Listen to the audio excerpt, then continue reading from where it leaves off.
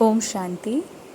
आज 12 सितंबर 2020 में बाबा ने अपने आप को सत्य शिव बाबा, सत्य शिव टीचर और सत्य शिव गुरु ये कहा, और हमें आदि रत्न और ज्ञानी तू आत्मा ये दो अपने टाइटल याद रखने हैं, आदि रत्न और ज्ञानी तू आत्मा।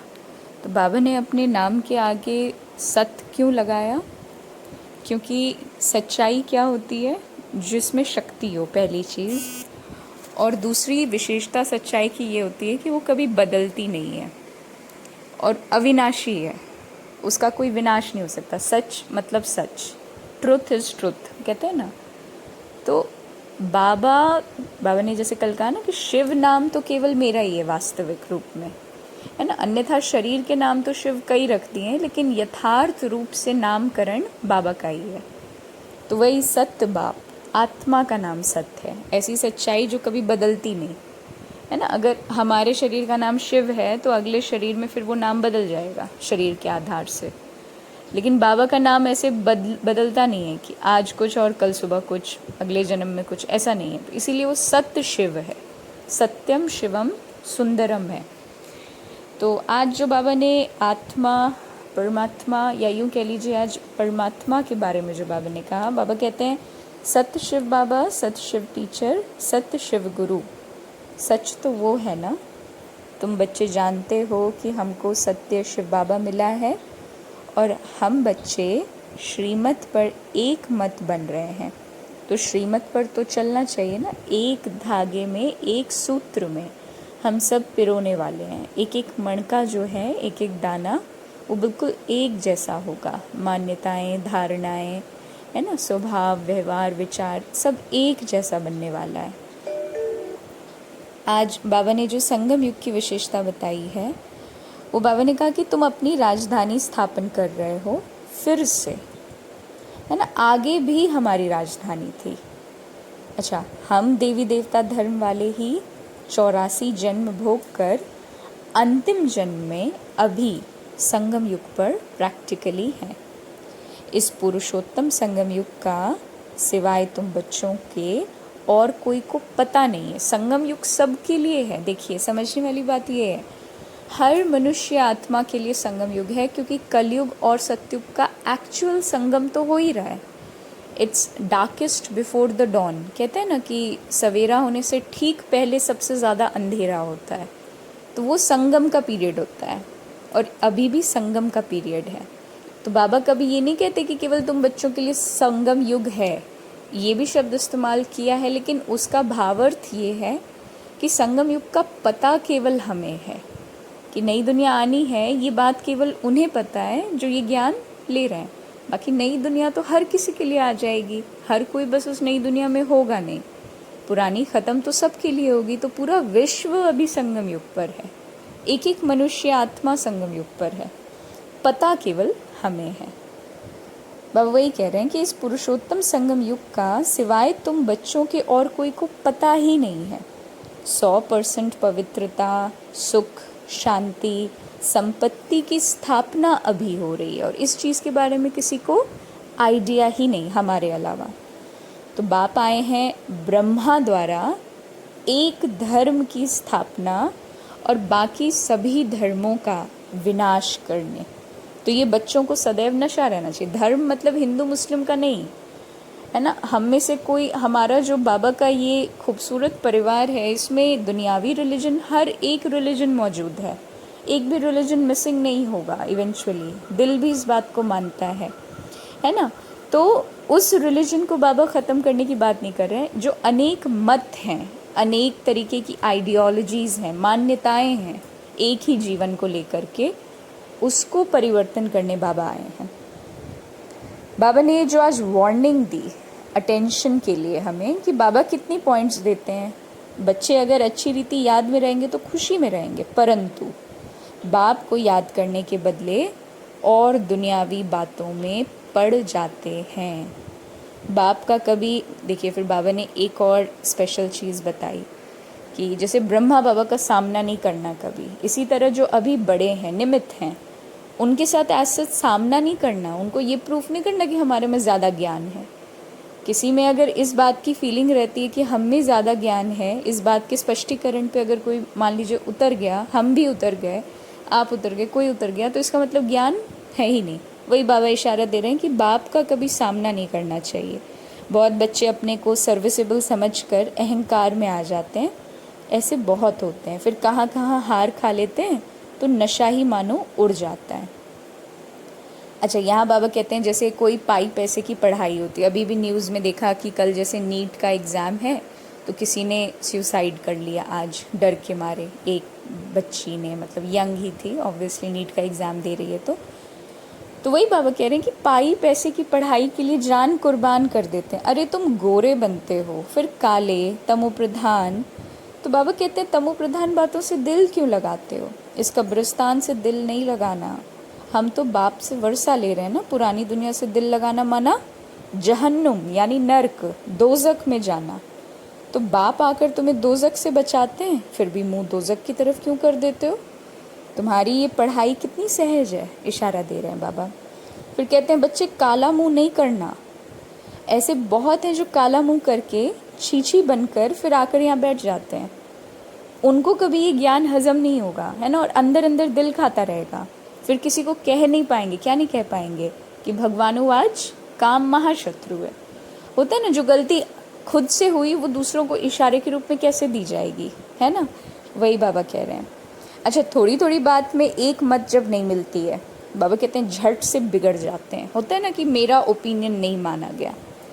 बाबा कह रहे हैं ये तो होता ही है, कोई किस तरफ कोई किस तरफ, फिर मेजॉरिटी वाले को उठाया जाता है ना। जो मेजर, मतलब जैसे क्लास में भी टीचर नहीं कहता था कि आज टेस्ट होना चाहिए या कौन कौन टेस्ट होने के फेवर में हाथ उठाओ, कौन कौन नहीं है वो हाथ उठाओ।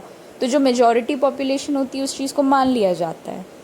तो ऐसे ही जिसकी मत मेजॉरिटी के लिए सराहनीय होगी, एक्सेप्टेबल होगी, वो प्रैक्टिस में हो जाती है। बाबा कहते हैं ये तो होगा ही, इसमें रंज होने की तो बात ही नहीं है, रंजिश जैसी कोई बात है ही नहीं। लेकिन बच्चे रूठ पड़ते हैं, हमारी बात मानी नहीं गई।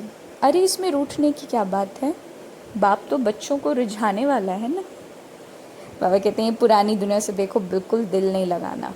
पुरानी दुनिया से दिल नहीं लगाने का मतलब यहाँ के कस्टम, रिचुअल, सिस्टम्स, है ना, कोई से दिल लगाई और मरे यहाँ के व्यक्तियों से, है ना, उनकी धारणाओं, उनकी मान्यताओं से। बाबा कहते हैं जन्म जन्मांतर का ही घाटा पड़ेगा सीधे। भक्ति की जो बातें बाबा ने करेक्ट की कि जैसे गुरु लोग होते हैं तो वो तो शास्त्र सुनाते हैं, उनको टीचर नहीं कहा जा सकता। वो कोई ऐसे नहीं कहेंगे ना कि हम दुनिया की हिस्ट्री ज्योग्राफी तुम्हें सुनाते हैं, सीधी बात। वो तो शास्त्रों की बातों को हमसे रिलेट करते हैं। नहीं, बाबा कहते हैं जिस बाप ने स्वर्ग की बादशाही दी उनको कोई जानता ही नहीं है। बाप कहते हैं तुम पर उपकार करता हूँ, तुम फिर मुझ पर अपकार करते हो, है ना। भक्ति मार्ग में क्या किया हमने, सर्वव्यापी कह करके परमात्मा को गाली ही दे दी, सबसे ज़्यादा ग्लानि कर दी। लेकिन बाबा उसको भी ड्रामा का पार्ट कह के उसमें भी पॉजिटिविटी, इतनी सच्चाई से देखते हैं कि हमें भी वो वास्तविक रूप में ड्रामा लगने लगता है ना। और स्मृति में बस बैठ जाता है कि हाँ वो ड्रामा अनुसार था, अब परिवर्तन करते हैं। ये परमात्मा शक्ति है ना। बाबा कहते हैं कि जिस बाप ने स्वर्ग की बादशाही दी उनका क्या किया, अपकार कर दिया हमने। उन्होंने उपकार किया और हमने अपकार कर दिया। बाबा कहते हैं मैं तो आता ही कल्प के संगम युगे युगे हूँ। उन्होंने फिर क्या कर दिया, संभवामी युगे युगे, गीता में है ना। तो युगे युगे उन्होंने हर युग में कह दिया कि कलयुग में भी, सतयुग में भी, त्रेता युग में भी, द्वापर युग में भी, हर युग में परमात्मा आते हैं। बाबा कहते हैं लेकिन ऐसा है नहीं, बाबा केवल संगम युगे युगे आते हैं, जबकि हमको सारी दुनिया को पावन बनाना है। और वो भी कौन से संगम पर, कलयुग और सतयुग के, है ना। संगम तो सतयुग और त्रेता युग का भी होगा, लेकिन वो पुरुषोत्तम संगम युग नहीं कहलाया जाएगा।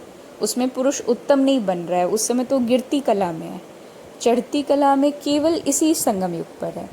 बाप कहते हैं मैं आता हूँ कल्प के संगम युगे युगे। तो मनुष्य समझते हैं अगली बात कि बाप तो सर्वशक्तिमान है ना, वो क्या नहीं कर सकता। दुनिया में समझते हैं ना कि मुर्दे को भी जिंदा कर सकता है। बाबा कहते हैं अरे मुझे बुलाते ही हो कि हम पतितों को पावन बनाओ, तो मैं आकर पावन बनाता हूँ, बाकी और मैं क्या करूँगा। बाकी देखो रिद्धि सिद्धि वाले बहुत हैं जो मैजिक ऐसे करके सामने सामने दिखा देंगे, हवा में उड़ भी जाएंगे कई तो, है ना, पाँव भी हवा में, ज़मीन पे टिकेंगे नहीं, बड़ी बात नहीं है ये। बाबा कहते हैं ये मेरा काम नहीं है, मैं नर्क को स्वर्ग बनाता हूँ। मान्यताओं को बदलने आए हैं बाबा, कस्टम, रिचुअल, बिलीफ सिस्टम को ही बदलने आए हैं। कर्मों की फ़िलॉसफी बाबा ने ये समझाई कि जैसे अब ये टीचर अच्छा है ना, शिव बाबा एक एक्सेलेंट टीचर है। बाबा कहते हैं दुनियावी टीचर से तुम कितना भी पढ़ो क्या कमाएंगे, सवाल है। सो भी नसीब ही होगा, है ना। होता है ना, कोई लॉयर बहुत अच्छा कमाते हैं, कोई डॉक्टर की प्रैक्टिस बहुत लाविश होती है, किसी की कम होती है ना, नॉलेज होने के बावजूद। बाबा कहते हैं वो तो नसीब, पढ़ते पढ़ते मान लो एक्सीडेंट हो जाए, मर जाएं, तो पढ़ाई तो वहीं ख़त्म हो जाएगी। लेकिन यहाँ तुम ये पढ़ाई जितनी पढ़ेंगे वो व्यर्थ नहीं जाएगा। ये कर्मों की गति है, परमात्म ज्ञान की ये गति है। जैसे श्रीमत पर न भी चले, कुछ उल्टा चल पड़ते हैं, मान लो श्रीमत के अगेंस्ट चले गए या गटर में जा कर के गिर पड़े, तो जितना पढ़ा है वो कोई चला नहीं जाता। जैसे उसमें एक्सीडेंट हुआ और चला गया, फिर नए सिरे से पढ़ना पड़ेगा। बाबा कहते हैं ऐसा नहीं है, ये पढ़ाई तो 21 जन्मों के लिए ना, परंतु गिरने से कल्प कल्पांतर का घाटा ज़रूर पड़ता है। ये फ़िलॉसफी समझनी है। ड्रामा के विषय में बाबा कहते हैं कि जैसे अब बाबा ने कहा ना कि स्वर्ग में थे और कोई धर्म नहीं था, तो ये भी ड्रामा अनुसार तुम्हारा धर्म अभी बाकी है नहीं। यही वाली बात है कि दिव्य घराने से हम जो शूद्र बन गए, ये भी ड्रामा है। ड्रामा के स्क्रिप्ट के अकॉर्डिंग एक्यूरेट है। परमात्मा हमारे इतने बड़े डाउनफॉल को ड्रामा कह सकते हैं, तो दुनिया में होने वाली छोटी छोटी बातों को क्या हम ड्रामा नहीं कह सकते। कॉन्ट्रास्ट में बाबा ने आज ये बताया कि जैसे अभी तुम कलयुग के नरकवासी थे, ठीक है, ज्ञान में आने से पहले, अब तुम स्वर्गवासी बन रहे हो और भारत को स्वर्ग बना रहे हो। कैसे? श्रीमत पर, परंतु वो हिम्मत और वो संगठन चाहिए। कॉन्ट्रास्ट है ना कि कलयुग क्या है, कलयुग इज़ नर्क एंड सतयुग इज़ हेवन। वाई? क्योंकि यहाँ पर जो रिचुअल्स और अंडरस्टैंडिंग है वो बिल्कुल बॉडी कॉन्शियस हैं, टेम्प्ररी हैं, मटीरियलिस्टिक हैं, फॉल्स हैं। सतयुग में हर चीज़ यथार्थ है, तो वो स्वर्ग है।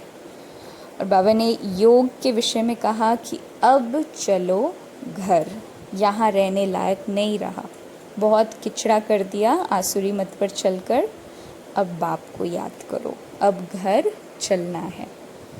और सेवा के लिए एक ये लाइन जो है यही मोर देन इनफ है कि जब अपना कल्याण करेंगे तभी दूसरों का कर सकेंगे, है ना। आज का वरदान है कि जो हमारा आदि रत्न की स्मृति है उससे अपने जीवन का मूल्य जानने वाले सदा समर्थ भव, है ना। जैसे बाबा ने कहा आदि देव के बच्चे मास्टर आदि देव, ब्रह्मा बाबा आदि देव है ना, और हम ब्रह्मा कुमार कुमारियाँ हैं, तो हम भी मास्टर आदि देव। बाबा कहते हैं आदि रत्न समझने से ही अपने जीवन के मूल्य को जान सकेंगे, क्योंकि आदि रत्न अर्थात प्रभु के रत्न, ईश्वरीय रत्न, तो वैल्यू कितनी हो गई। इसलिए सदा अपने को आदि देव ही समझना है और उसी स्मृति में कार्य करना है। और स्लोगन है ज्ञानी तो आत्मा वो है जो धोखा खाने से पहले परख कर स्वयं को बचा ले, वही ज्ञानी तो आत्मा है। ओम शांति।